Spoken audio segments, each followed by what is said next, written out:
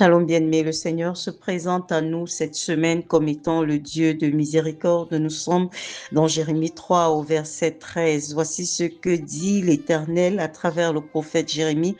Reconnais seulement ton iniquité, reconnais que tu as été infidèle à l'Éternel ton Dieu, que tu as dirigé ça et là tes pas vers les dieux étrangers sous tout arbre vert, que tu n'as pas écouté ma voix, dit l'Éternel. Un maître mot revient ici, c'est reconnais ton état de pécheur. Ça, c'est le point de départ de toute véritable relation avec Dieu, bien-aimé. Il n'y a pas de relation avec ton Créateur si tu n'as pas l'humilité de reconnaître que Père, j'ai failli. Seigneur, je suis né avec la nature du péché et par conséquent, jusqu'ici, Seigneur, j'ai été plus porté vers le péché que vers autre chose à cause de la mauvaise nature qui a été la mienne. Père, je viens te demander pardon. La relation avec Dieu commence sur la base de l'honnêteté, bien-aimé, parce que la parole de Dieu est comme un miroir. Lorsqu'elle t'interpelle,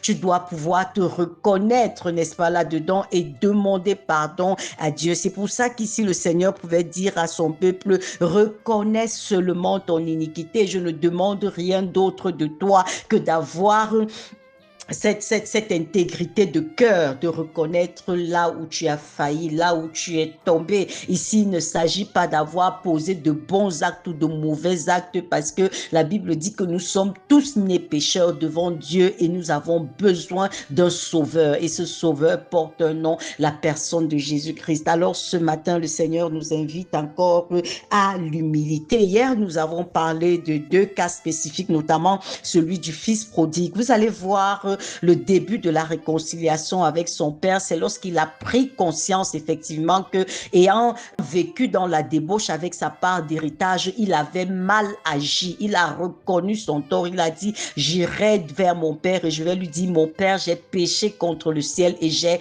péché contre toi, je ne suis même plus digne d'être appelé ton fils, traite-moi désormais comme l'un de tes serviteurs. Ça, c'est le point de départ, bien-aimé. Et quand on voit Zachée, à qui Jésus a fait l'honneur d'entrer dans sa maison, il a dit, à partir d'aujourd'hui, je reconnais que j'ai été un voleur et un escroc. Et si j'ai pris quelque chose à quelqu'un, non seulement je vais lui remettre 4 fois ce que je lui ai pris, mais je vais également donner la moitié de mes biens aux pauvres. Est-ce que tu comprends ça? Bien que la miséricorde de Dieu implique que Dieu ferme les yeux sur tes péchés passés, tu dois être disposé à t'en détourner. Il y a pas, tu dois être disposé à te détourner du péché. C'est ça la reconnaissance, c'est ça la véritable repentance. Être disposé à changer de direction, à comprendre que non, jusqu'ici, j'étais dans l'égarement et je saisis la grâce qui m'est offerte aujourd'hui pour me comporter différemment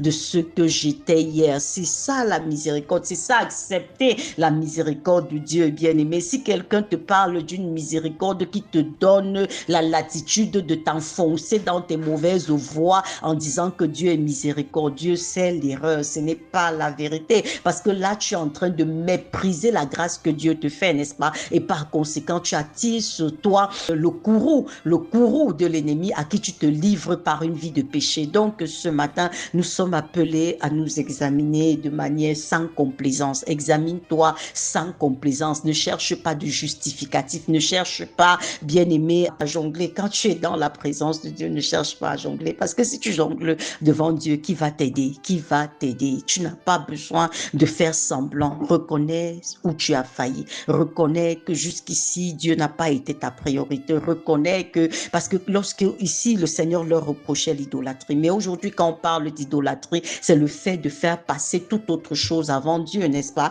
L'idolâtrie peut être le fait de faire passer ton travail d'abord avant Dieu. Ça peut être même le ministère avant Dieu. Ça peut être la famille avant Dieu. Donc, en fait, quand il s'agit de Dieu, tu es toujours en train de vouloir lui donner la portion congrue, ne pas trouver du temps pour lui, ne pas le mettre en priorité parce qu'il y a telle autre chose. La bénédiction même que Dieu te donne peut être un obstacle à ta relation avec Dieu et peut devenir une idolâtrie pour toi. Et ce matin, tu es appelé à reconnaître là où tu as failli. Est-ce que Dieu a la priorité dans ta vie, bien-aimé, parce que même si tu te dis chrétien et que d'autres choses ont pris la place prioritaire de Dieu dans ta vie, alors tu as besoin de te repentir et de dire au Seigneur, Père, je veux te donner la première place dans ma vie parce que tout ce que j'ai, c'est toi qui me le donnes, c'est toi qui es le garant des enfants que tu m'as donnés, du conjoint que tu m'as donné, des biens que tu m'as donnés, c'est toi qui en prends soin, Seigneur. Comment est-ce que ces choses-là peuvent prendre ta place dans mon cœur? Je refuse que ce soit ainsi, Seigneur. Je veux